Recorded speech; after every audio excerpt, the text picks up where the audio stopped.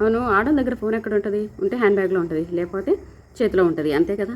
కాకపోతే నా దగ్గర హ్యాండ్ బ్యాగ్ లేదు, చేతిలో కూడా లేదు. కావాలని ఇబ్బంది పెట్టారు ఎస్ఐ గారు. అదే ఎస్ఐ గారికి నా ఫోన్ తోటి ఏం అవసరం అంటే, నేను పొద్దుట అక్కడ ధర్నా చేసేటప్పుడు, మా ఇంటి దగ్గర ధర్నా చేసేటప్పుడు వీడియోలు తీసుకున్నాను. అప్పుడు ఎస్ఐ గారు కూడా వచ్చారు, కానిస్టేబుల్ వాళ్ళందరూ వచ్చారు. నేనంతా వీడియో తీసుకున్నా, కూర్చున్నది లేచిందిగా మొత్తం వీడియో ఉంది నా దగ్గర. ఆ వీడియోని డిలీట్ చేయడానికి పదే పదే ఎస్ఐ గారు ఫోన్ అడిగారు. అందుకోసమే ఎస్ఐ గారికి నా ఫోన్ తోటి అవసరం వచ్చింది. ఫోన్ ఎక్కడ అని అంతగా ఇబ్బంది పెట్టారు. ఎందుకంటే ఆ ఫోన్లో ఉన్నదంతా డిలీట్ చేసేసి మా మీద ఇంకా ఎక్కువ కేసులు పెడదామని, ఇప్పుడు ఆల్రెడీ కేసులు పెట్టేశారు మా మీద. ఇంకా ఎక్కువ, మా వారు కూడా లేరు పాపం, ఆయన గవర్నమెంట్ టీచరు, ఆయన ఇబ్బంది పెట్టాలని ఆయన మీద కూడా పెట్టారు. కాకపోతే మేము నలుగురమే ఉన్నాం, మా ఇద్దరు ఆడపడుచులు, ఇంకొక ఆంటీ, మేము నలుగురమే ఉన్నాం అక్కడ కూర్చొని, గట్టు మీద కూర్చొని ఉన్నాం. అదంతా ఉంది, వీడియో కూడా ఉంది నా దగ్గర.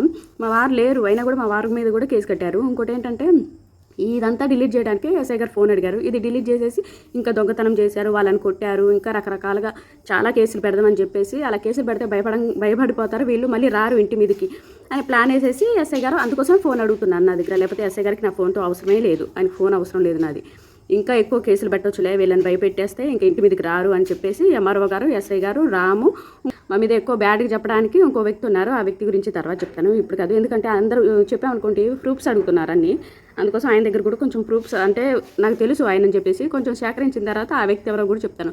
వీళ్ళ వల్ల ఇంటికి రాకూడదు, నేను మళ్ళీ వేలేరుపాడు వెళ్ళకూడదు అని చెప్పేసి ఎస్ఐ గారి ప్లాన్ తోటి నా దగ్గర సెల్ అడిగి నన్ను ఆ విధంగా నైట్ టైం ఇబ్బంది పెట్టారు. ఇది సంగతి.